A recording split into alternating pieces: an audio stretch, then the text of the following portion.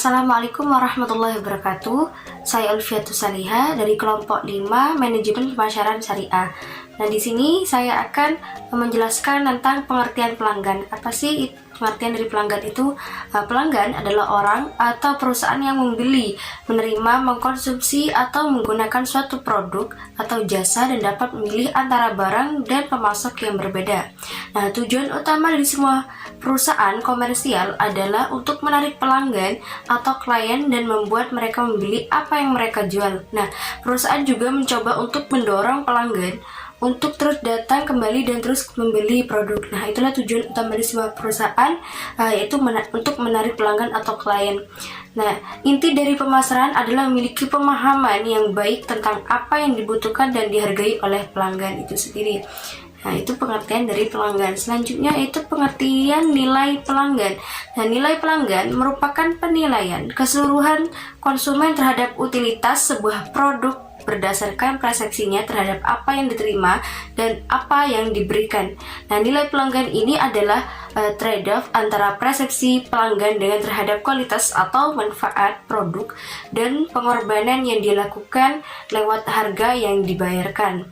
Itu pengertian dari nilai pelanggan. Nah, nilai pelanggan ini juga bisa didefinisikan sebagai total nilai yang ditawarkan kepada pelanggan dikurangi total biaya yang telah dikeluarkan pelanggan tersebut. Nah, nilai total pelanggan meliputi nilai fungsional dari produk, pelayanan, emosional, sosial, dan nilai kondisional. Nah, sedangkan biaya total meliputi harga moneter, waktu, upaya, belanja, energi, dan psikologi. Nah, itu nilai pelanggan. Nah, adapun manfaat dari nilai pelanggan itu pertama adalah menciptakan kesetiaan dan retensi pelanggan. Nah, itu adalah manfaat yang pertama dari nilai pelanggan. Yang kedua itu menumbuhkan pangsa pasar. Yang ketiga yaitu membantu ekuitas pelanggan. Nah, tujuan akhir manajemen hubungan pelanggan adalah menghasilkan ekuitas pelanggan yang tinggi. Nah, ekuitas pelanggan itu tersendiri adalah gabungan nilai seumur hidup pelanggan dari semua pelanggan perusahaan. Nah, ekuitas perusahaan ini ekuitas pelanggan bisa menjadi ukuran kinerja perusahaan yang lebih baik daripada penjualan terbaru atau pangsa pasar. Nah, untuk manfaat nilai pelanggan selanjutnya yaitu membangun hubungan yang benar dan dengan pelanggan yang tepat. Nah, perusahaan itu harus menata ekuitas pelanggan dengan cermat. Perusahaan harus mampu menentukan pelanggan mana yang harus diraih dan dipertahankan oleh perusahaan tersebut.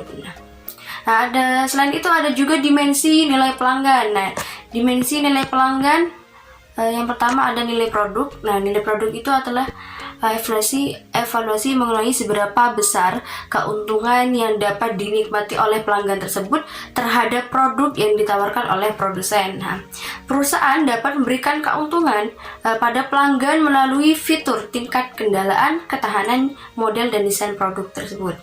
Itu adalah dimensi nilai pelanggan yang pertama. Yang kedua yaitu nilai pelayanan. Nah, nilai pelayanan ini merupakan nilai yang membedakan suatu produk dengan produk pesaingnya. Nilai pelayanan dapat dilihat dari bentuk atau proses pelayanan diterima oleh pelanggan, apakah pelayanan cepat dan tepat. Nah, itu adalah nilai pelayanan. Yang ketiga yaitu nilai personil. Nah, nilai personil atau personal value adalah ukuran kemampuan dan keahlian karyawan. Nah, nilai personil ini merupakan nilai sebuah kemampuan dan keahlian karyawan. Nah, nilai personil ini dapat dilihat dari kemampuan berkomunikasi, kecepatan dan ketelitiannya, serta kesopanan dan keramahan karyawan terhadap pelanggan. Nah, yang keempat yaitu nilai citra. Nilai citra atau image, nilai yang didapatkan dari persepsi pelanggan terhadap keseluruhan komponen yang menghasilkan reputasi perusahaan. Nah, nilai citra dapat dilihat melalui produk, merek, lokasi, dan lain sebagainya. Yang kelima yaitu harga moneter. Nah, harga moneter ini merupakan uang yang dikeluarkan oleh pelanggan untuk melakukan pembelian terhadap suatu produk tersebut. Jadi, harga moneter ini merupakan adalah uang yang dikeluarkan oleh pelanggan tersebut untuk melakukan pembelian terhadap suatu produk. Nah, yang keenam yaitu biaya waktu. Biaya waktu waktu itu adalah besarnya waktu yang dihabiskan oleh pelanggan ketika berbelanja suatu produk. Biaya waktu dapat dilihat dari kecepatan transaksi. Nah, itulah biaya waktu. Yang ketujuh itu biaya fisik. Biaya fisik merupakan besarnya tenaga yang dihabiskan oleh pelanggan ketika berbelanja suatu produk. Nah, biaya fisik itu merupakan tenaga yang dihabiskan oleh pelanggan ketika berbelanja suatu produk tersebut. Yang 8 yaitu biaya psikis. Psikis adalah biaya berupa rasa kesal atau senang selama proses memperoleh pelayanan atau mengkonsumsi produk tersebut. Jadi biaya psikis itu merupakan biaya berupa rasa kesal terhadap suatu produknya ataupun dalam pelayanannya. Mungkin itu saja penjelasan dari saya. Untuk materi selanjutnya akan dijelaskan oleh teman saya. Terima kasih. Assalamualaikum warahmatullahi wabarakatuh. Perkenalkan, nama saya Riris Merlia Suyanti dengan NIM 20110502002. Di sini saya akan menjelaskan materi kedua, yaitu loyalitas pelanggan. Nah, yang pertama saya akan menjelaskan pengertian loyalitas pelanggan. Loyalitas pelanggan adalah ukuran kemungkinan pelanggan untuk melakukan bisnis yang berulang dengan suatu perusahaan atau merek. Beberapa pendapat lainnya bahwa loyalitas pelanggan adalah ketika pelanggan hanya membeli dari merek tertentu. Misalnya, Anda hanya akan membeli bahan makanan dari satu toko, meskipun ada toko lain yang lebih murah harganya. Yang kedua, tujuan loyalitas pelanggan. Yang pertama, membangun keterkaitan terhadap merek, yaitu pelanggan yang loyal akan selalu setia terhadap merek atau produk dari perusahaan yang disukainya. Keterkaitan ini tentu akan meningkatkan pendapatan perusahaan.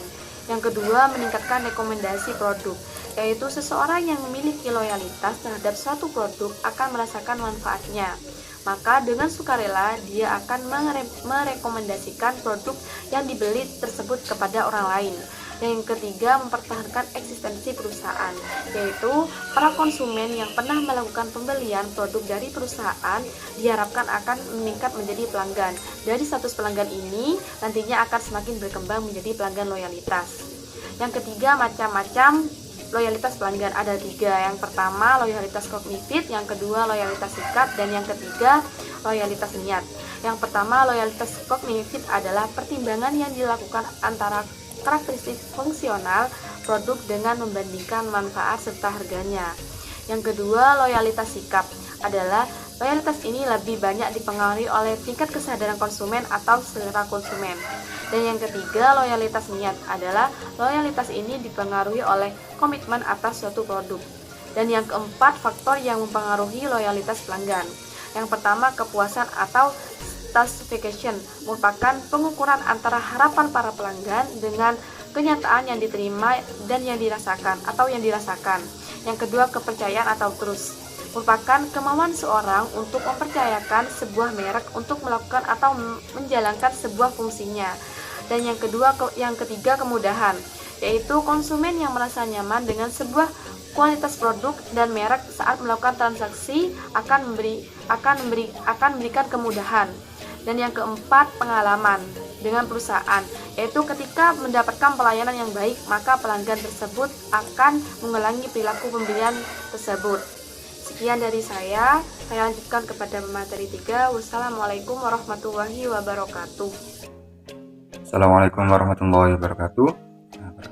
Perkenalkan, nama saya Muhammad Abdul dengan NIM 204105020 100. Nah, di sini saya akan menjelaskan tentang pengertian kepuasan pelanggan. Nah, kepuasan pelanggan di sini merupakan suatu tingkat di mana kebutuhan, keinginan, dan harapan dari pelanggan dapat dipenuhi, yang akan mengakibatkan terjadinya pembelian ulang atau kesetiaan yang berkelanjutan. Nah, faktor yang paling penting untuk menciptakan kepuasan pelanggan yaitu kinerja dari agen atau pekerja, yang biasanya diartikan sebagai kualitas dari pekerja tersebut atau agen. Nah, juga produknya juga sangat berperan penting di sini.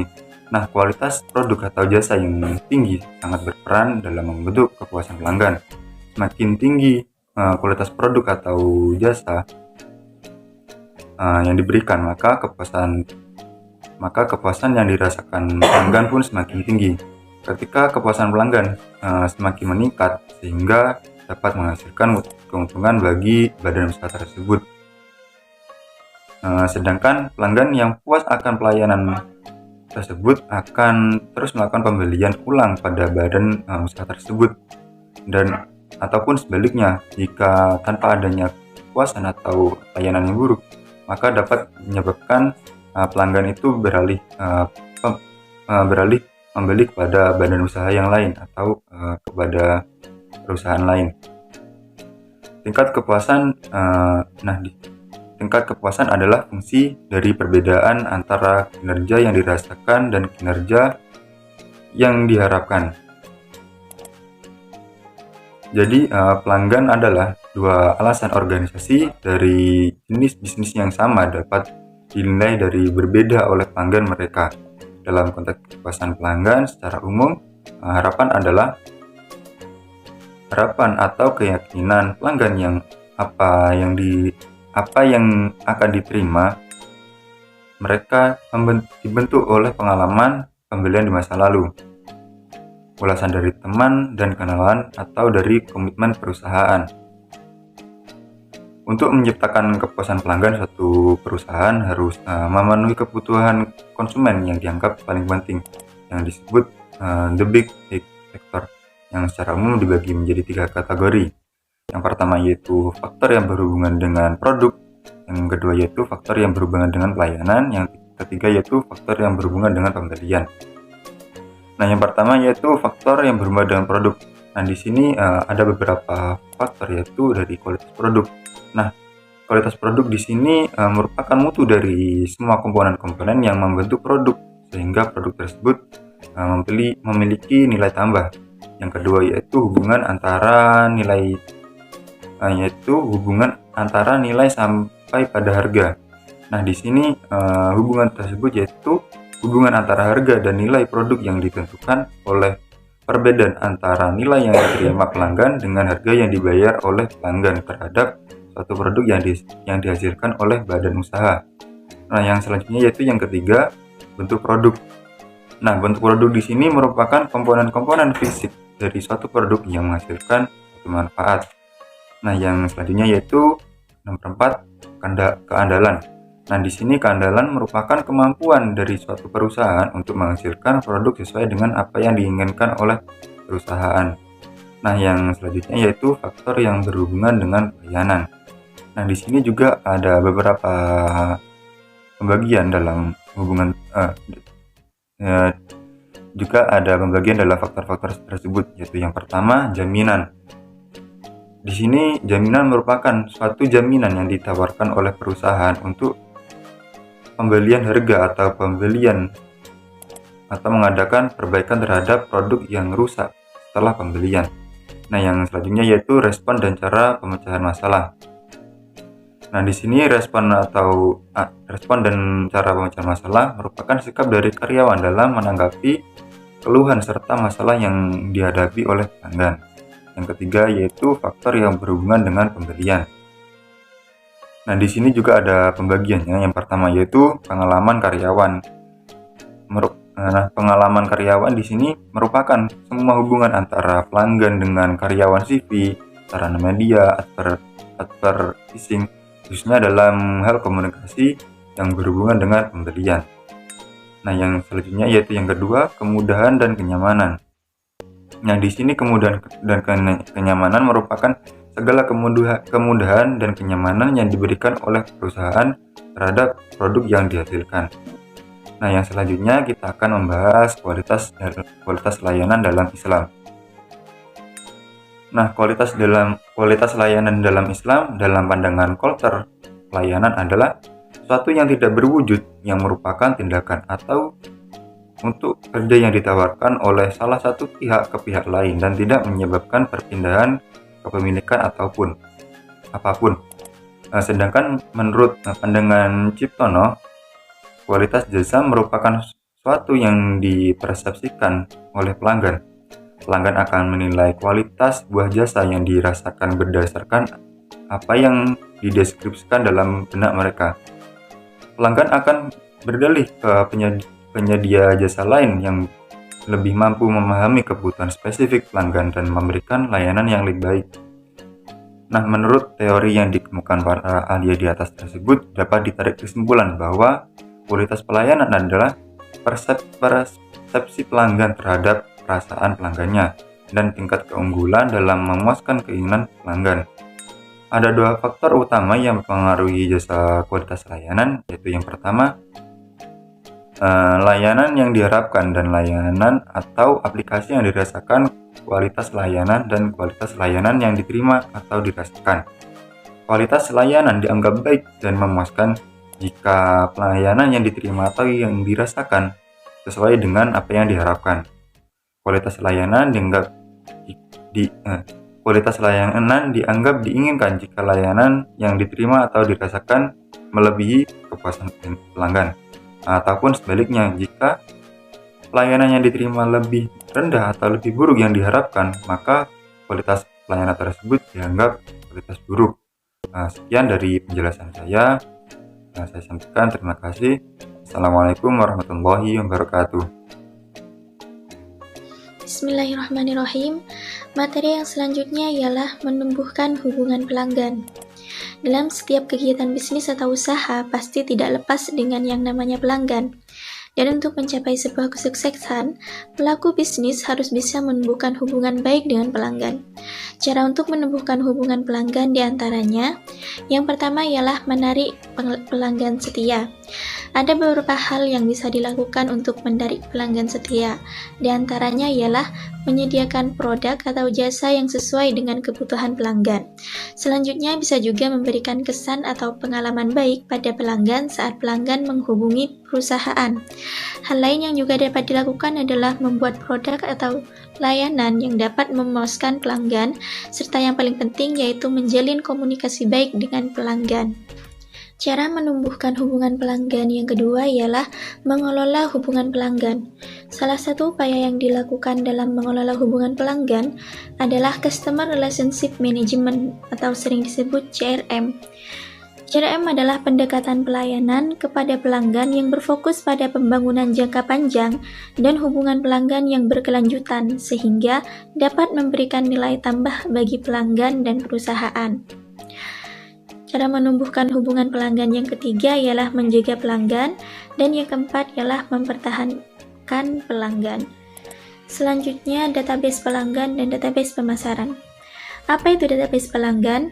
Database pelanggan merupakan kumpulan informasi yang komprehensif dan terorganisasi tentang pelanggan perorangan atau prospek terkini yang dapat diakses dan ditindaklanjuti untuk tujuan pemasaran. Selanjutnya ialah database dalam pemasaran. Database pemasaran adalah sekumpulan data dan informasi, terutama data pelanggan yang digunakan untuk keperluan pemasaran produk, baik barang maupun jasa. Semakin kaya informasi database, akan semakin banyak memberikan manfaat. Baik, sekian presentasi dari saya, kurang lebihnya mohon maaf. Wassalamualaikum warahmatullahi wabarakatuh.